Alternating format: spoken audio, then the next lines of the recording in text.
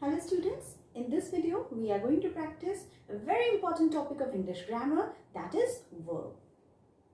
Children, when you were in primary classes, teacher told you that verbs are action words. Very true, verbs are action words.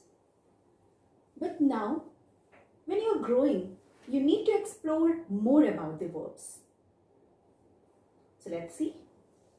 A verb is an essential part of a sentence that tells us what a person or thing is, means what that particular thing or person is. Next thing, what that person or thing does. Here you know the same meaning, action, yes. Now, the next thing, what the person or thing pauses. Right? So, according to this definition, let's see the examples. My mother is a doctor. Person, my mother. Mother is a doctor. So what is the thing that is telling you? What is the thing which is telling you what is your mother? The thing which is helping you to understand is a verb is here. So this is a verb. Definition is correct. Next, she runs very fast. What does she do? Here, she. What is the word that telling us about what she does? What is the action word here? Runs. This is a verb. Next, she has great strength. She has great strength. She has great strength, but this great strength, she pauses that. She pauses great strength. Which word is telling us about this? Has. So this is a verb. Now you understand the definition well.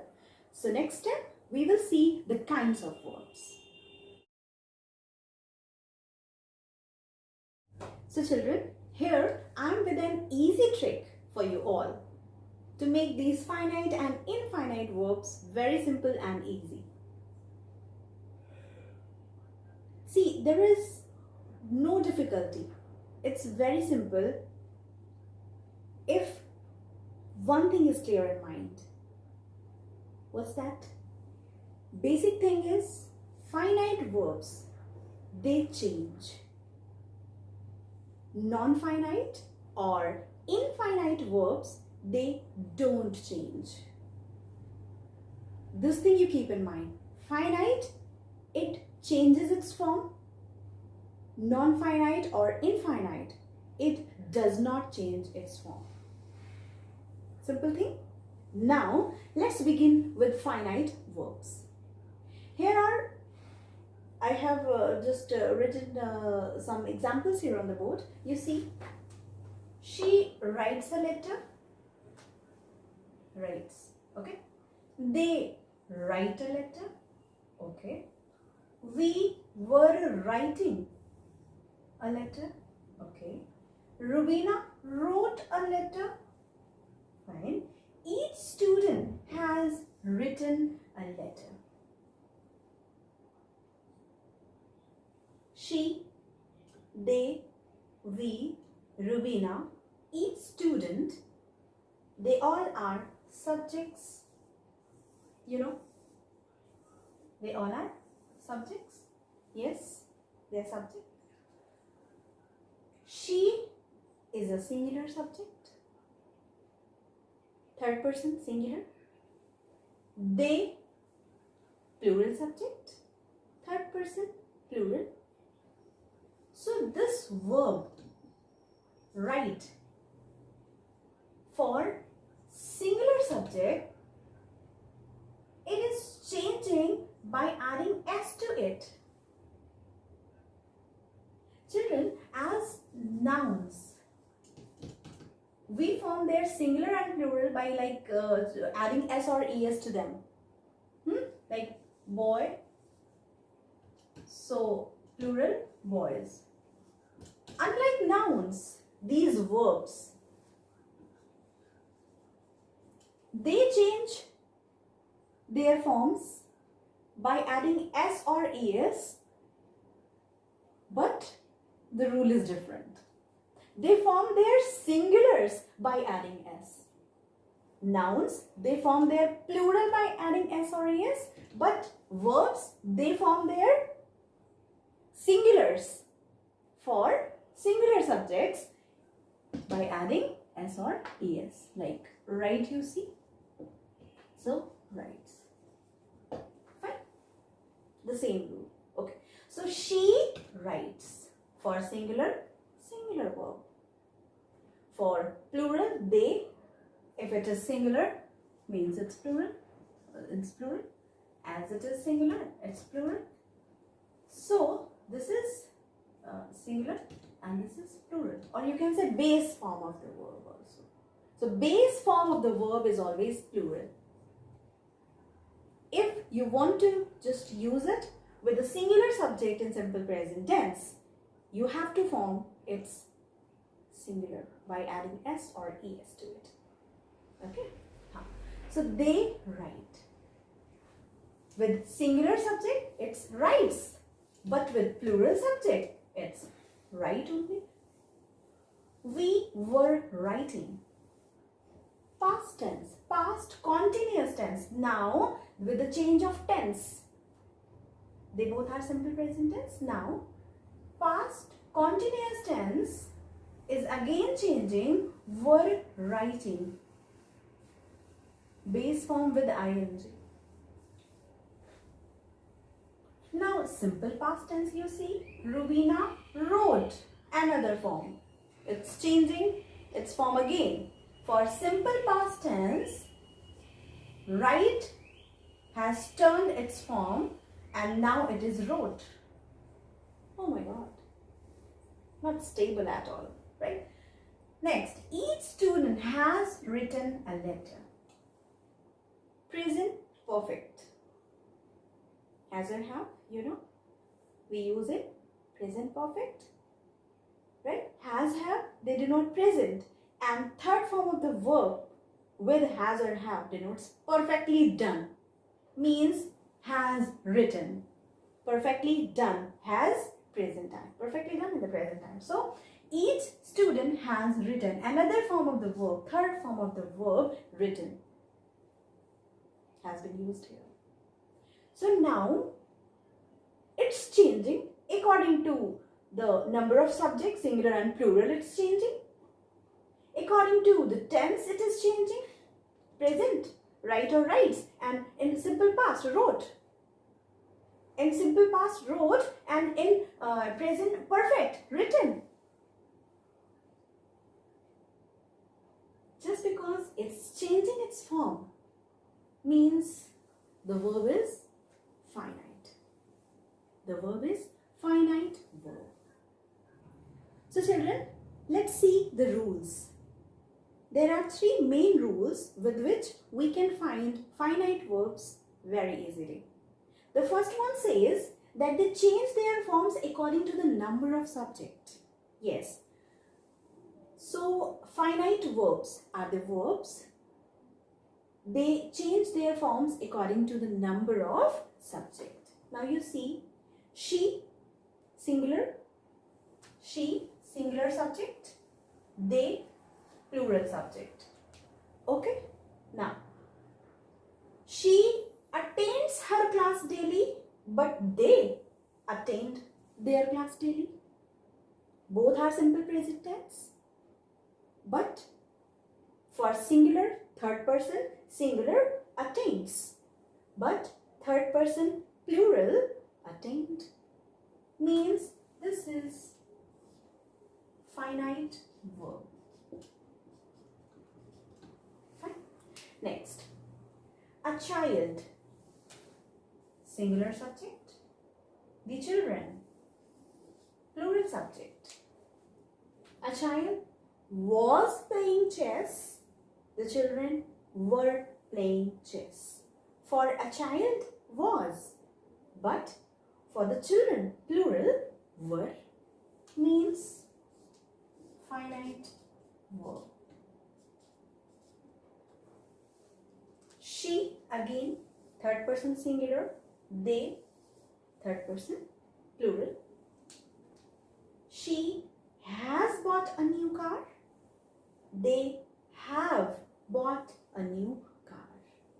For third person singular subject, has. But for third person plural, have, changing. It's changing. Again, finite verb.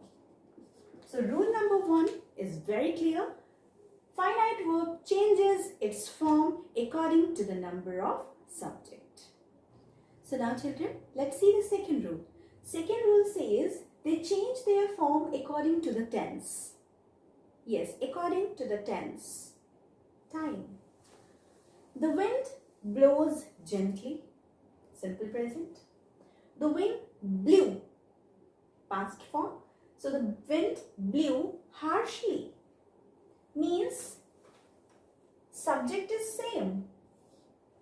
But the verb is changing because this is simple present tense and here it is simple past tense. So finite verb. Because it's changing according to the tense. You can help me in this work. You could help me in that work. So you, subject is same in both the sentences, but can denoting present tense and could is denoting past tense. So the verb is changing according to the tense. Finite verb. Next, these boys, those boys. Plural both, but these boys are singing well. Those boys were singing well. Present continuous, are singing. Past continuous, were singing. So, finite verb. Okay. According to the second rule, let me change number 2. According to the second rule, this is also clear. Finite verb changes according to the tense, the time. Number 1, according to the subject, singular and plural, and according to the tense means time. So children, the third very important rule says that they appear immediately after the subject. Whether it's changing according to the subject, whether it's changing according to the time, tense, but one thing is always there. What? That they appear immediately after the subject. Yes, now you see, she gifted me a nice book to read. In this sentence, there are two verbs, gifted and to read. Next sentence you see, they have come, verb, to help, again verb. Next sentence, it is, verb. To start, again a verb. I was, verb. To see, again a verb. Let's read the sentences. She gifted me a nice book to read. So here in this sentence, what is the verb which is coming just after the subject? Gifted. Let's cross check. It's coming immediately after the subject, so it's finite verb, right? Other two rules now. She gifted, but according to tense, if we talk, so if it was present tense, so she gifts. She gives. In the simple present tense, it would be, because it's simple past, it's gifted. Okay, means this is finite verb and this rule is also justifying. Right, next. They have come to help you. Now, they have come. What is the verb coming just after the subject? They have come. Right, so here have come is verb. Finite verb because it's coming just after the subject. Then what about to help? I say in the previous sentence also, you see, she gifted me a nice book to read. Okay, simple past. She gives me a nice book to read. To read is not changing at all according to the tense. Next, they have come to help you. She has come to help you. Has is changing, but to help remain. Okay, next, they will come to help you. Future tense also, it is not changing. So to help is not changing, but what is changing? The verb which is coming just after the subject, have come. Finite verb. Next, it is the right place to start our business. The verb appearing just after the subject is finite verb. It is. Okay. Now, if I say in past tense, so it was the right place. Okay. But it was the right place to start our business is not changing.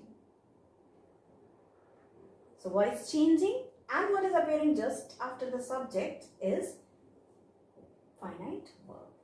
I was really very happy to see them. I, subject, was is coming just after the subject, finite verb. Really very happy to see them. So I am really very happy to see them in the present tense again, but this is not changing. There are verbs in these sentences which are not changing. So they are non-finite verbs. They are infinite verbs. So now we have learned finite verbs, very easy tricks to find them out. Now you must be feeling very confident. Whatever the sentence I give you, whatever the sentence you see there in exam, you can very easily find out finite verbs in them. Any sentence. What I have introduced you here, the verbs which are not changing. So the verbs which are not changing according to the tense, according to the number of subject, they are non-finite or infinite verbs.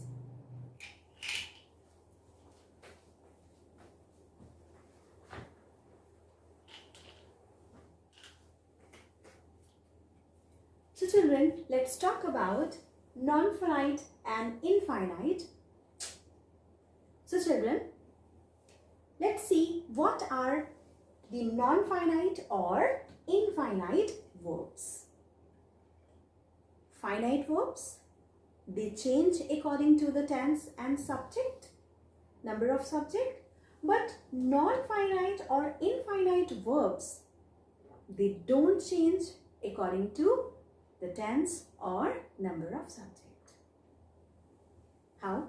See, these infinite verbs are just divided into three, or you can say they are categorized in three. The first one, infinitives, second are gerund, and third, participles. These three, if you understand these three, you will see that they are not changing. Whatever the place they appear in a sentence, they don't change. So we will start one by one to make you more understanding about each of them. So let's begin with infinitives. Infinitives, they are of two types. To infinitive, it is to plus V1. V1 is the base form of verb. And next, only V1. We also call them bare infinitives.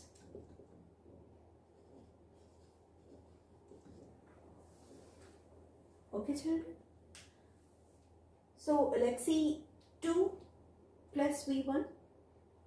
as we were practicing finite verbs, you must have noticed that the verbs which were far from the subject, finite verbs, they were coming immediately after the subject, but there were verbs far from the subject. Most of them were coming at the end of the subject even.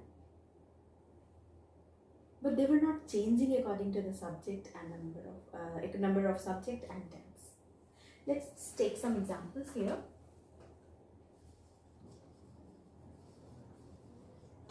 First, we will be discussing about two infinitives, right? She cooked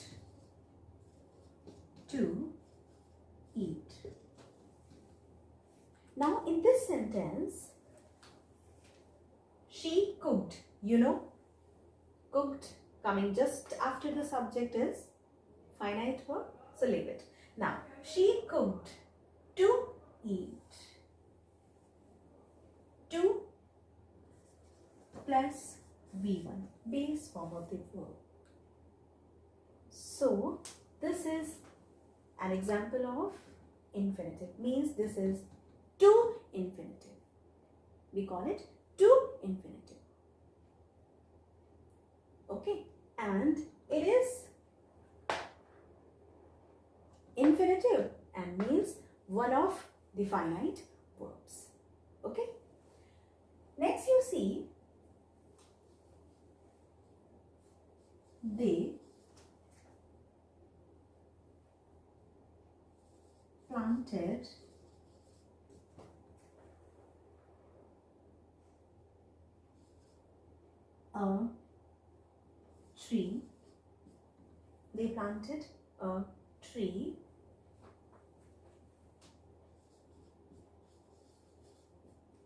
to get the fresh air. Now, they planted coming just after the subject finite, so to get,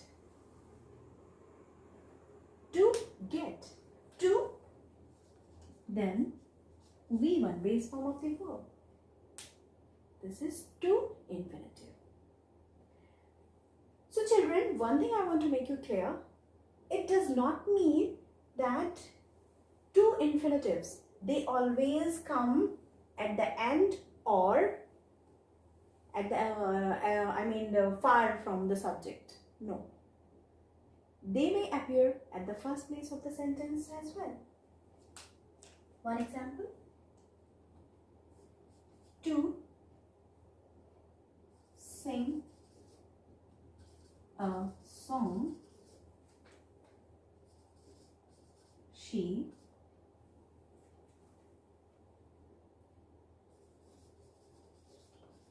started taking music classes. So, why she started taking music classes? To sing a song. Here, 2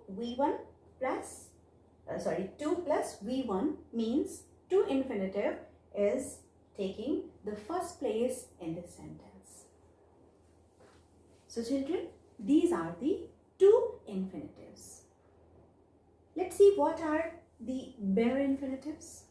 Means where we will not see these base form of the verbs coming immediately after to. No,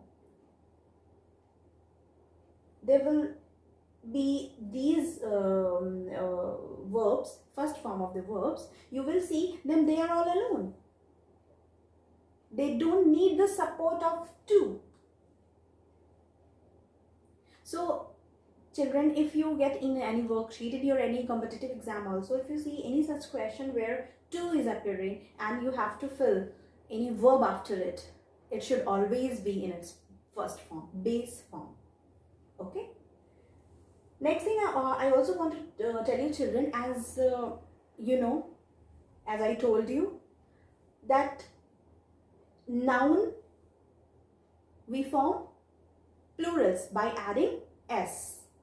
For nouns we form plurals by adding s or es, but in verbs we form their singulars by adding s or es.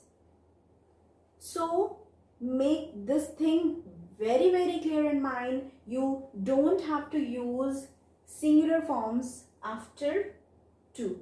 Verb singular form means the verb eats, gets, sings. No, they cannot take place after to. Okay? Means only base form, means the plural form of the verb should appear after to if you are using infinitives.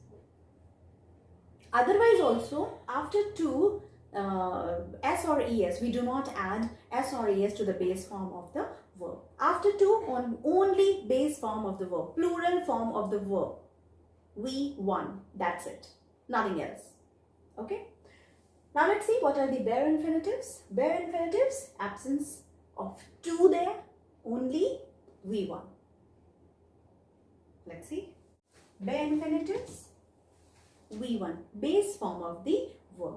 In these examples, let's go, only go, not goes, not went, nothing. Base form of the verb, go. Bring, bring me a glass of water, not brought, bring. Okay. Obey your elders, not obeyed, obey only. Obeying, not even obey. Okay, fine. Next, bid.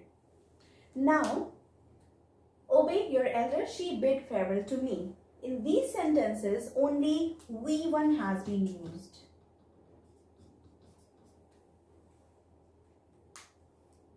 We call them bare infinitives. Right? Let's go, bring, obey, bid. Here you see that imperative sentences mostly they carry these bare infinitives.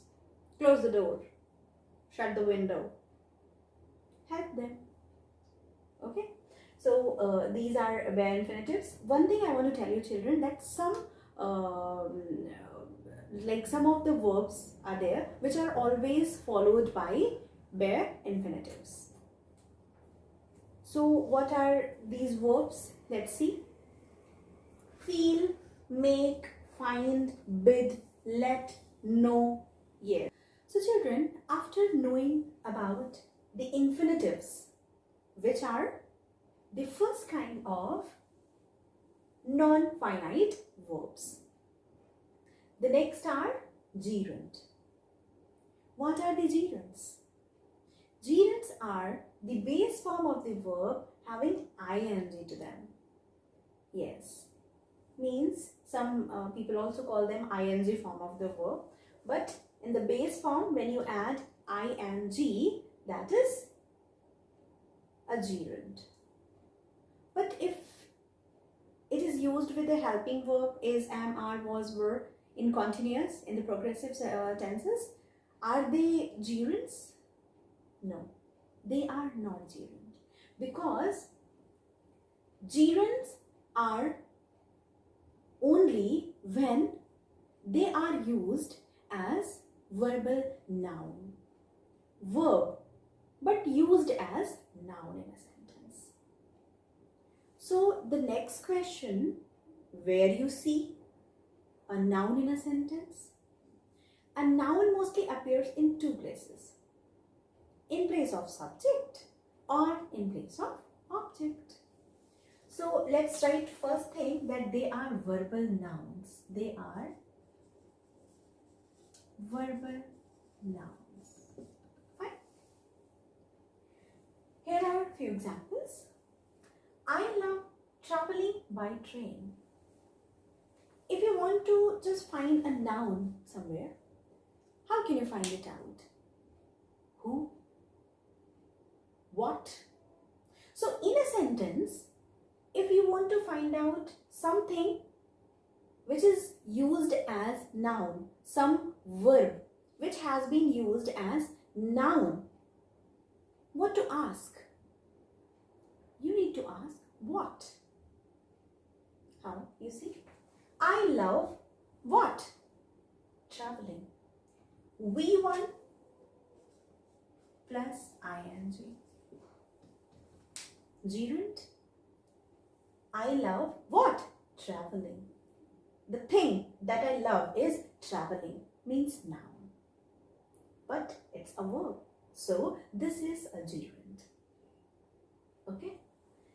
And you will see that gerunds, they don't change according to the subject and tense. They don't change. Okay? Next, jogging. V1 ing. Jogging is good for health. Jogging is good for health. What is good for health? Yes, jogging. Verb used in place of subject in this sentence, verbal noun. Okay? I truly apologize for hurting you. I truly apologize for what? Hurting. V1 and ing. What is added to V1? Ing. And used in place of object. So I truly apologize for what? Hurting. So here we also get to know that gerunds are also used after the prepositions like for, on. Okay. Now, next you see, cycling is an excellent form of exercise. What is an excellent form of exercise? Cycling. Cycling. Verbal noun. Next, Roshni is good at painting. So Roshni is good at what? Painting. V1 plus ing. Used in place of object. So children, these are the sentences giving perfect example of gerund. V1 plus ing. Used as noun in these sentences. Clearly getting answer with the question what? Because noun is something, right? Or if there is something, we'll definitely be answering the question what? So, I love what? Traveling. What is good for health? Jogging. I truly apologize for what? Hurting. Right? Cycling is an... So, what is an excellent form of exercise? Cycling. Roshni is good at what? Painting. All are the examples of gerund. Okay? You have to keep this thing in mind because now we will be moving forward to participles also. So make this thing very clear that they are answering the question what and they are being used as noun. Okay, fine. Now let's see what are the participles. Very simple and easy. Exactly as gerunds are verbal nouns, participles are verbal adjectives.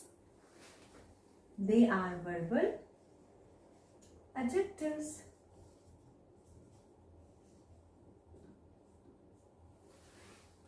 And they are of three types.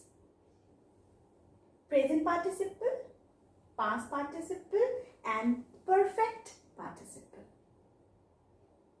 They all are really very easy and simple. Fine. Let's start picking one by one. The first one is present participle. Present participle, this is again V1 plus ing. Now, what is the difference between, because this is V1 plus ing, gerund is also V1 plus ing. Then what is the difference? The difference is gerund acts as noun and answers the question what. Swimming is a good exercise. What is a good exercise? Swimming. Acting as a noun in place of subject in this sentence. Now, present participle, it acts as an adjective in a sentence. Verb, base form of the verb plus ing, acting as adjective. If I say burning train, so here I'm describing the train using a verb, burning. So burning train, in this, burning is present participle. Let's take a few more examples. So these are the examples. First one, he heard cracking noise. He heard cracking noises. So here, how are the noises? Cracking. Means adjective? Yes, this is V1 plus ing acting as adjective in this sentence. What are the adjectives? They modify a noun or pronoun. They describe a noun or pronoun. So here cracking is just modifying noises, telling us more about noise. How were the noises? Cracking noises. Fine. Next, her life was indeed boring. So how was the life? Her life. How was her life? Her life was boring. V1 plus ing, but not as noun, as adjective here. Next, my friend gave me a dancing doll. In this sentence, what is dancing? Dancing is V1 plus ing, which is telling us that how was the doll? The doll was dancing. Means used as adjective. Next, the burning train. The burning train has crossed the last station. The burning train. How was the train? The train was burning. Okay, so all you see, the next way of finding these present participles is also like you will see V1 plus ing used as adjective, because adjectives, they always come before a noun or pronoun. So you will immediately come just after them. What? Noun. Okay, if you find ing form of the verb means V1 plus ing and immediately you are getting noun after it, means this is describing that particular noun. Okay, and just playing the role of adjective. Clear? So this is also another way of finding, and I'm very much sure that you all are feeling so confident and finding it easy task. Wherever there is gerund, wherever there is present participle, you will be very sure that what is gerund, what is present participle. Because gerund answers the question what, plays the role of noun, and present participle answers the question what kind of something is, describes something, some noun. Okay, and they come just before a noun in a sentence. But they both are V1 plus ing. Fine? I hope this thing is clear. So let's move to the next, which are past participles. Okay. So here are the examples of past participle. Past participle, again, playing the role of adjective in a sentence, but actually a verb. Fine. So these are the verbs which are having d, ed, en or t. Means they are the third form of the verb, right? And you see that when we say that it's done, it's completed, right? So what do we use to denote this thing? Third form of the verb, right? Means they are the verbs which are telling about the condition of something which is done. The condition is over, right? See the first sentence. The boy sat on a broken chair. Where break, broke, broken, V3. Fine. So, okay. So, broken means the process of breaking was over. It was not breaking at that time. The breaking was done. It was broken. What was the condition of that chair? It was broken. So, V3 used as an adjective to describe the condition of the chair. How was the chair? Broken chair. So, broken is past participle. Next, she ate a burnt sandwich. Again you see, burnt, burn, burnt, burnt. Now, V3 here describing the sandwich. How was the sandwich? The sandwich was burnt. So, past participle. Present participle, V1 plus ing playing the role of adjective. Okay, and past participle, third form of the verb playing the role of adjective. Okay. The broken pieces of glass were strewn all over the room. So, pieces of glass.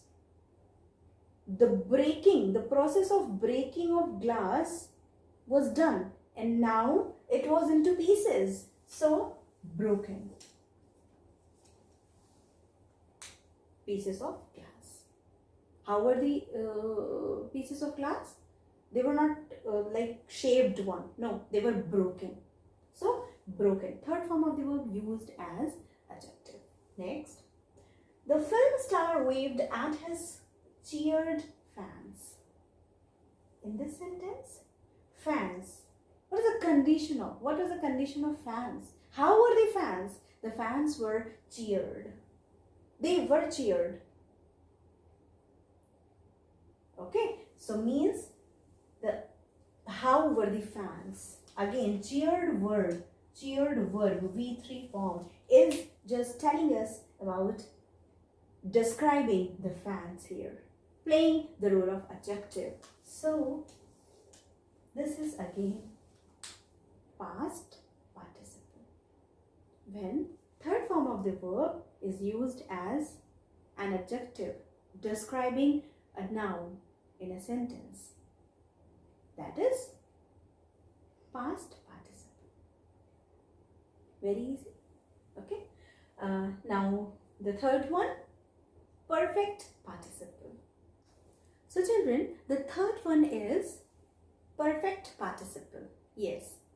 Present participle, past participle and perfect participle. Perfect participle are so easy and simple to recognize because they talk about something done. After the finishing of one task, you're ready for the next. You see how to find them out? Like you will see the combination of having plus past participle, third form of the verb, right? You can also see having been or being then past participle. These are the two conditions with which you can find them out. Okay, see the examples here. Having delivered the message. Now here you have to see having then V3 past participle here. Okay, having delivered the message, he left immediately. So having delivered here, you see the combination. Next, having finished his work, Harry went to play. The baby, having found his mother, was happy again. So here are these very simple examples of perfect participles. I hope children you are understanding all finite and non-finite verbs because the things are very clear, children. Finite verbs, they change according to the tense and subject, number of subject. Non-finite verbs or infinite verbs, they don't change. But what are the things that they don't change? You have to find them out very easily. How? If there is infinitive, it can be to infinitive, it can be bare infinitive, but you will see that it won't change according to the tense and subject. Next word, gerunds. V1 plus ing, playing the role of noun. Where the noun is found in a sentence, in place of subject or object, you will see that V1 plus ing will be playing the role of subject and object in a sentence. Will be answering the question what? Playing the role of noun. Okay. Next are participles. Participles are of three types: present participle, past participle, perfect participle.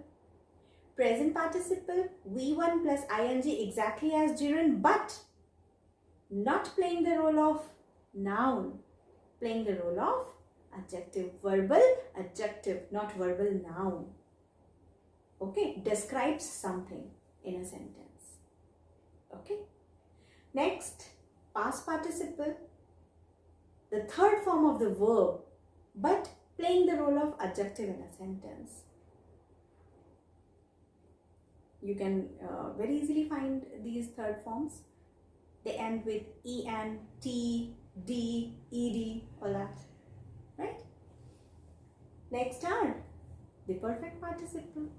Perfect participles are having this combination. Having plus past participle means third form of the verb. Having done something, next. Getting? So, having delivered, having finished, having found. Very simple. Now, it's time to practice these things with all the exercises that you see. If you are preparing for competitive exams, then too, these things will always help you. Thank you, children. Take care.